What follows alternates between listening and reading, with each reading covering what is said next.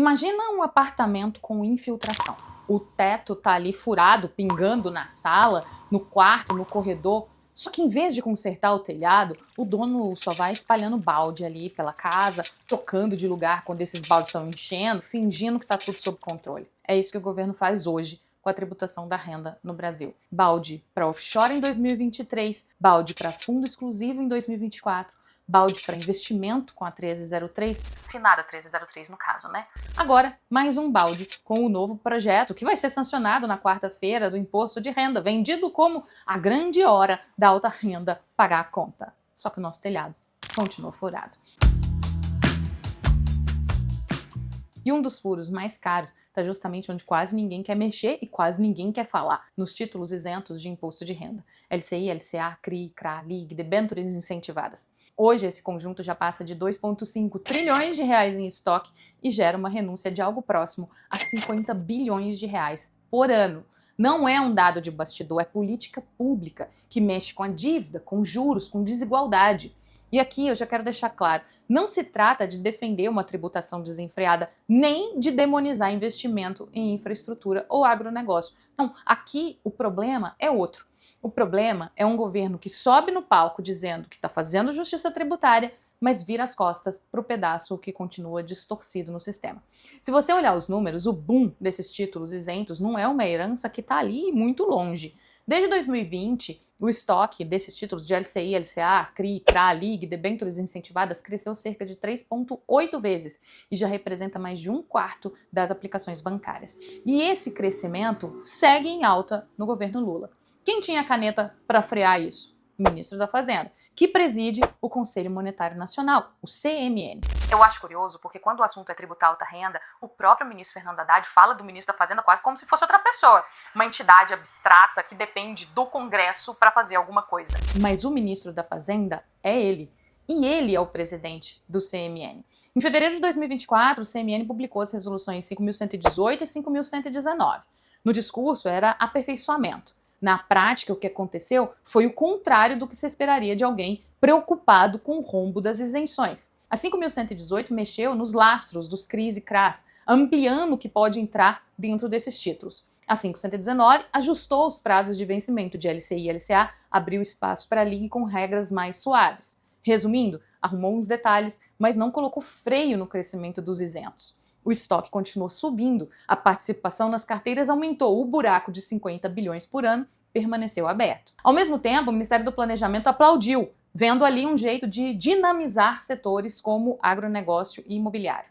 É aí que a conversa sobre justiça tributária começa a cheirar a incoerência. E essa história conversa com um traço bem brasileiro: a paixão pelo prejuízo isento. A gente conhece isso no carrinho de compras. Se um produto custa R$100 com frete grátis, muita gente prefere pagar 100 do que pagar 80 mais 20 de frete, mesmo dando a mesma coisa. Nos investimentos, o raciocínio vira: eu prefiro ganhar menos, mas não pagar imposto, do que ganhar mais e recolher IR. O governo, em vez de enfrentar essa cultura e organizar um sistema de renda mais simples e neutro, vai fazendo o contrário, vai criando exceção em cima de exceção. Fica parecendo que o cidadão inteligente não é o que escolhe o melhor investimento, e sim o que descobre o buraco certo para escapar dessa tributação. E é aí que o dinheiro inteligente faz o que o dinheiro inteligente sempre vai fazer: procurar a porta de saída menos dolorosa. E toma imigração de investimentos para aqueles que são mais atrativos. Porque lembra, a gente vai fazendo o caminho da reforma com baldinho aos poucos, e o dinheiro se move. O governo até arrecadou num primeiro momento com a tributação dos estoques, dos fundos exclusivos, lá no final de 23, início de 24. Depois disso, é óbvio, o patrimônio correu para onde a mordida era menor ou inexistente. Isso distorce o sistema financeiro por dentro. Ao invés de o dinheiro ir para onde o projeto é melhor, para onde o projeto é mais produtivo, não. Ele vai para onde a alíquota é menor. Muita coisa que hoje é tratada como drama legislativo poderia ter sido encaminhada por via regulatória. Bastava usar mais firmeza, justamente em instrumentos como as resoluções, por exemplo, para, em vez de aliviar, frear a expansão desses títulos isentos. Mas ele não fez. E quando escolhe não usar as ferramentas que tem, ele está tomando uma decisão tão política quanto qualquer votação em plenário. É quase que um darwinismo fiscal às avessas. Sobrevive quem tem melhor planejamento tributário, não quem tem o melhor investimento. E ainda aparece, no meio disso, a ideia de aumentar a tributação da renda fixa normal, né, CDB, Tesouro Direto, para algo como 17,5% ou 18%. enquanto se discutia 5 ou 7,5 para os incentivados. Se você é uma pessoa com acesso a bons produtos, qual que é o recado? Saia do que é tributado cheio e corra para o que é quase isento. Você reforça exatamente a distorção que você diz que quer combater. E toda essa confusão também tem efeito na política monetária. Quando o Banco Central sobe a Selic para segurar a inflação, ele está mandando um sinal de preço para a economia inteira. Crédito mais caro, consumo mais contido, investimento mais seletivo. Só que se uma grande parte desses investimentos está protegida por isenções e crédito direcionado, esse sinal ele não chega inteiro. Setores financiados por esses títulos incentivados seguem com dinheiro e pouco imposto. O juro real de equilíbrio precisa subir. O Banco Central precisa deixar a Selic alta por mais tempo. O Tesouro, então, emite título mais caro, pré-fixado ou indexado ao IPCA, contratando juros elevados para vários anos. Quem paga essa conta, no fim, não é a planilha, é o contribuinte, que enfrenta serviço público apertado, é a geração seguinte que herda uma dívida mais pesada, é a economia que convive com juros altos crônicos. Se essa política fosse um experimento de laboratório, já teria dado o erro de método. Na ciência, você tem uma hipótese, mede, registra o processo, deixa tudo transparente. E se os dados mostram que você está errado, você ajusta a sua teoria. Aqui não. Aqui os dados estão na mesa há tempos e sabemos o tamanho do estoque, sabemos o valor da renúncia, sabemos o impacto sobre a dívida, sabemos que o benefício está concentrado na renda mais alta. O que falta não é método, é vontade política de enfrentar quem perde com a mudança. É curioso, porque o debate, por exemplo, sobre inteligência artificial vive falando de viés de dados e necessidade de recalibrar modelo. Quando um algoritmo ele é treinado com uma informação enviesada e ninguém faz a manutenção, ele começa a reproduzir preconceitos e distorções em escala. A solução nunca é rezar e sentar para dar certo, não. É abrir a caixa preta, auditar, ajustar peso, corrigir rota de tempo em tempo. O sistema de isenções fiscais é um grande modelo rodando no piloto automático. E o governo está fazendo exatamente o que nenhum engenheiro de IA recomendaria, deixando o modelo rodar sem revisão, mesmo sabendo que os resultados estão distorcidos. Reforma da renda de verdade teria que fazer o oposto.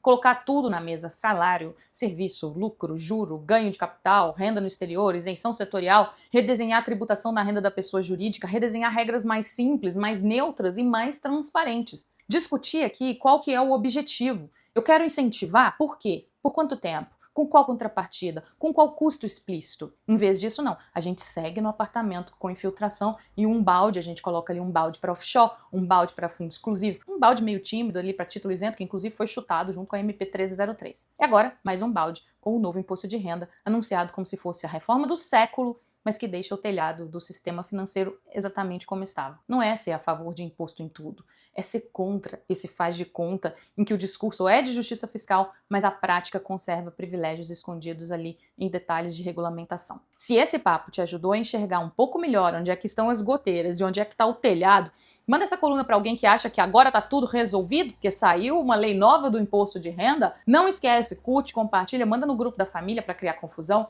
manda para aquele amigo que adora dizer que a culpa é sempre do mercado ou que pobre não paga imposto. Não, não. E lembra, toda segunda-feira, 9h30 da manhã, tem Não Vou Passar Raiva Sozinha lá no site do Estadão, porque enquanto o governo está fazendo pose de bombeiro e dizendo que está tributando a alta renda, eu volto aqui para mostrar onde é que continuam ligados bem quietinhos os lança-chamas fiscais apontados para o nosso futuro.